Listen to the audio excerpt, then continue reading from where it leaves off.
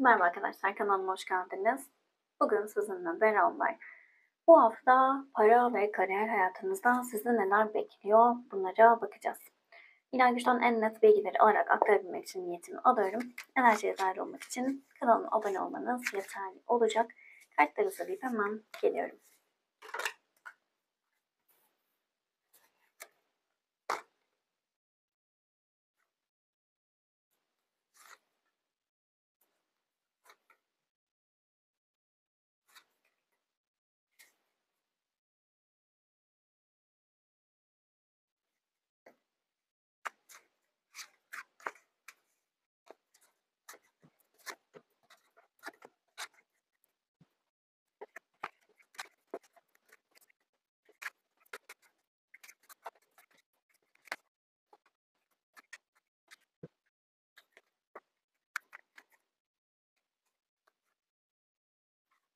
Kartlar hazır, bütün hain olsun.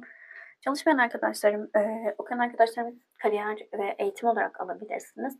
Çalışmayan arkadaşlarım da bolluk bilinci olarak da alabilirsiniz. Zaten baktığımızda aslında para kariyer dediğimizde yükselmemiz ve maddi olarak da olanakların, imkanların artması olarak bakabilirsiniz. Bu şekilde niyet alabilirsiniz. Hemen başlayalım. Öncelikle bu hafta ne yaşayacaksınız dediğimizde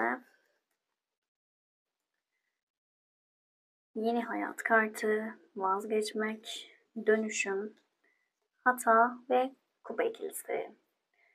Şimdi öncelikle kupa ikilisi iş hayatınızda böyle barışın geldiği bir sürecin içerisine girecek olabilirsiniz. Daha hayattan zevk aldığınız bir süreç için adımlar atılacak.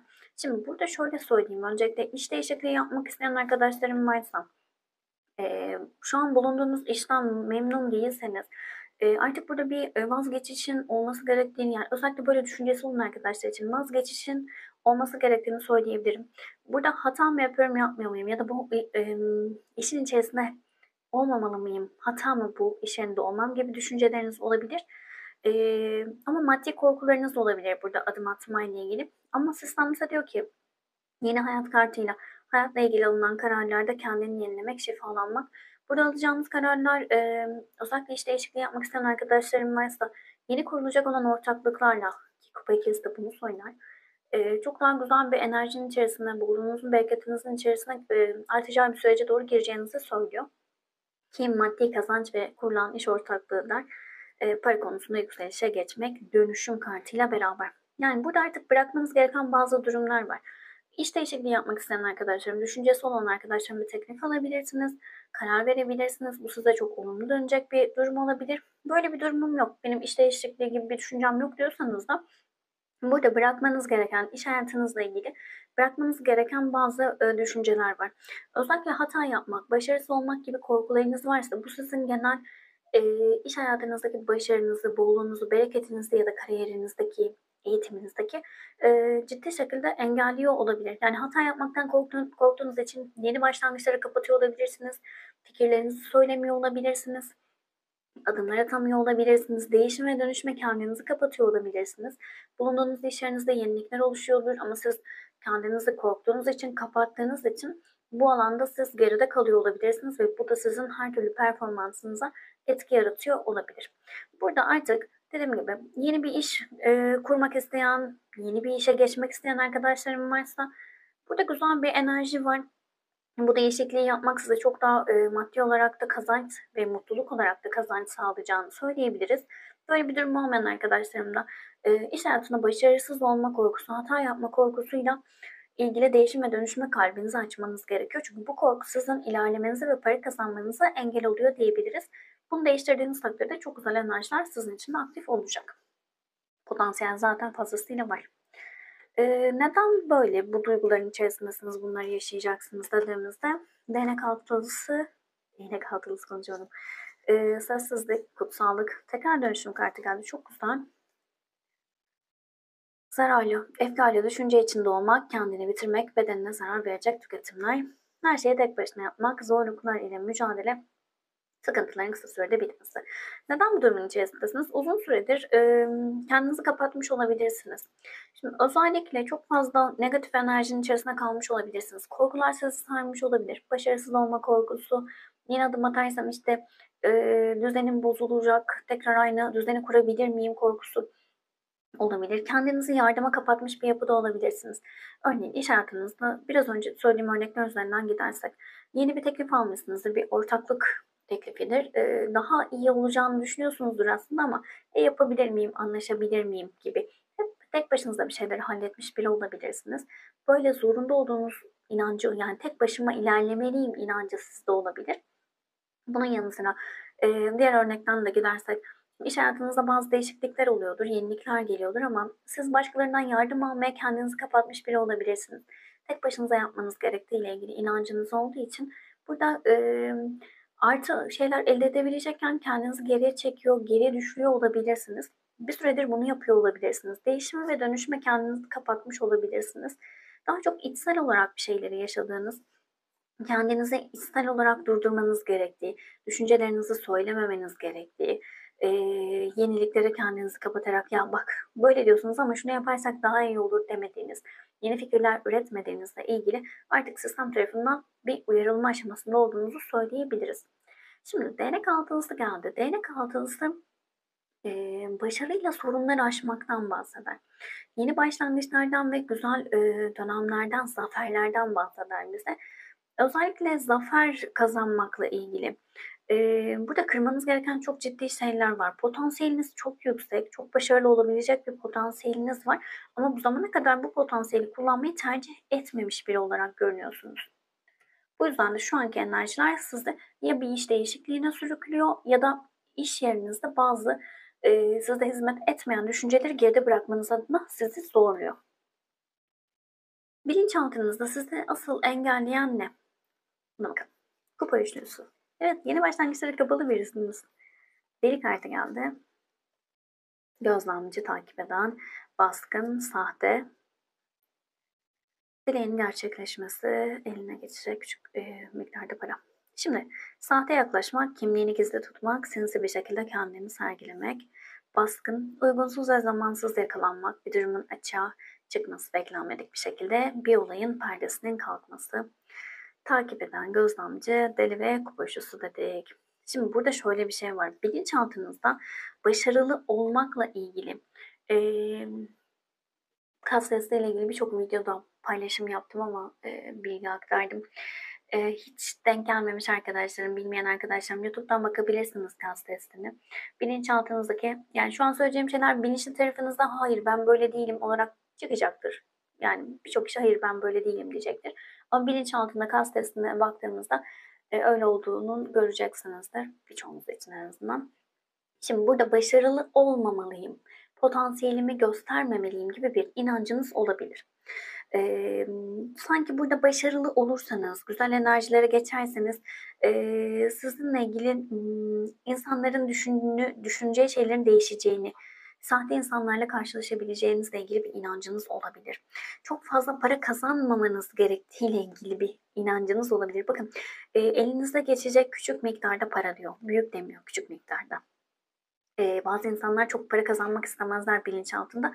Çünkü çok para işte günahsız olmaz vardır. Çok para insanı işte kudurtur vardır. O vardır, bu vardır. Bir sürü şey vardır kolektifte inanç olarak.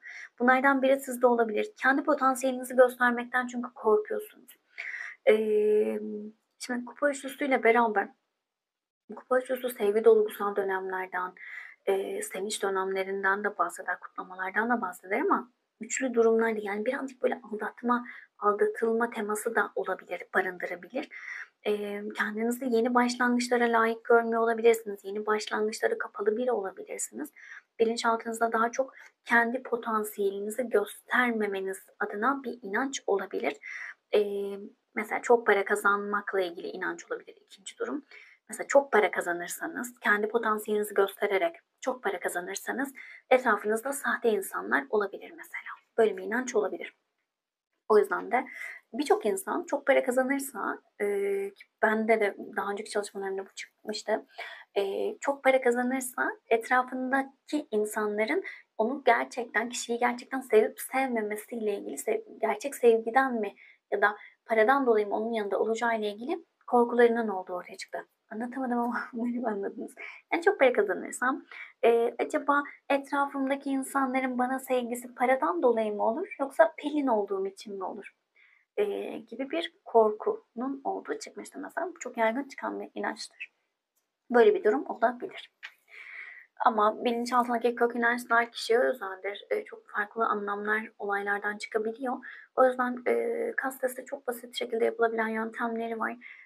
YouTube'da arattığınızda birçok çok güzel anlatan kişinin videosu var. Bu şekilde görüp öğrenip yapabilirsiniz. Şimdi ne yapmalısınız? Buna bakalım. Değnek dokuzlusu, kaynak, dönüm noktası, ihtiras, şeytan, gerçekleştirilmek istenen her neyse onun için çareler aramak, bu yolda gizli bir çaba sarf etmek, saklanan bilinmeyen gerçekler dedi. Şeytan kartı şeytan bakışlı itici tavırlar, durumlara ve olaylara karşı kendini kötü tanıtmak veya kendini yanlış ifade etmek. İhtiras, şehvet, tutku, derin ve güçlü istek, coşku. Şimdi öncelikle kaynağa dönmeniz gerekiyor. Kaynağa dönerek burada genel olarak bilinçaltınızdaki olan durumların farkına varmanız, sizin karanlık taraflarınızın farkına varmanız gerekiyor. Bununla beraber dönüşüm, yani ciddi bir dönüm noktasında olduğunuzu, vereceğiniz kararların çok ciddi bir dönüşüme sebebiyet vereceğini fark etmeniz gerekiyor. Burada çabalamanız gerekiyor ama birazcık şeyi de hissettim. Çok fazla göstermeden bir çaba. Yani içsel bir çaba. Dıştan çok görünen değil de içten yapılan bir çabanın olması ve bu değişim dönüşüm içinde gerçekten derin istek ve güçlü bir istekte derin ve güçlü bir istekte bulunmanız gerektiğini söyleyebiliriz. Ama asıl yapılması gereken ne? Değnek dokuzlusu. Şimdi değnek dokuzlusu korkudur. Duvar örmektir, yorgun düşmektir. Ve kendini koruma isteğidir. Özellikle burada şunu çok hissettirdi. Diyelim ki inancı buldunuz ya da herhangi bir şekilde bir çalışma yaptınız. Bir şeyler ortaya çıkmaya başlıyor. Birazcık kontrolcü bir yapınız olabilir ya da değişime dönüşmek, yeniliğe kapalı biri olarak gelmiştiniz. Zorlayabilir ama bu noktada çok istekli olduğunuz takdirde çok kolay burayı kırabileceğinizi unutmamanız gerekiyor. Korkunun bir illüzyon olduğunu, aslında gerçek olmadığını, bunu fark etmeniz gerekiyor. Bir kart daha alacağım. Daha net bir kart daha alalım. Araba. Artık kendi kararlarınızı kendiniz vermeniz gerektiğini unutmamanız gerekiyor. Buradaki resmedilme şekli farklı ama klasik tarotta daha iki tane Sphinx vardır. Şimdi bu noktada şöyle, aslında araba kartının anlamı şudur. Kendi bilinç ve bilinçaltının farkına varmak. Aydınlık ve karanlık taraflarının farkına varmak ve onları senin yönetebileceğin. Yani evet, şu an bilinçaltın seni yönetiyor olabilir ama o ipleri kendi eline sen alabilirsin mesajı vardır ve bilincini ve bilinçaltını sen yönetmezsen, aydınlığını ve karanlığını sen yönetmezsen, onlar seni yönetirse onlar nereye götürürse oraya gidersin. Ama sen onları yönetme yeteneğine sahip olursan sen hayatında istediğin noktaya çok kolay ulaşabilirsin der. O yüzden birazcık böyle içsel olarak bilinçaltı tarafından kaymanız, algılamanız ve değerlendirmenizde fayda var. Burada birazcık şey hissettim. Özellikle bu video denk gelecek olan arkadaşım. Diğer videolardaki gibi olmayacak. Çoğu arkadaşım bilir, pazartesi günleri özellikle böyle daha şifa ve bilinçaltı odaklı yapıyoruz.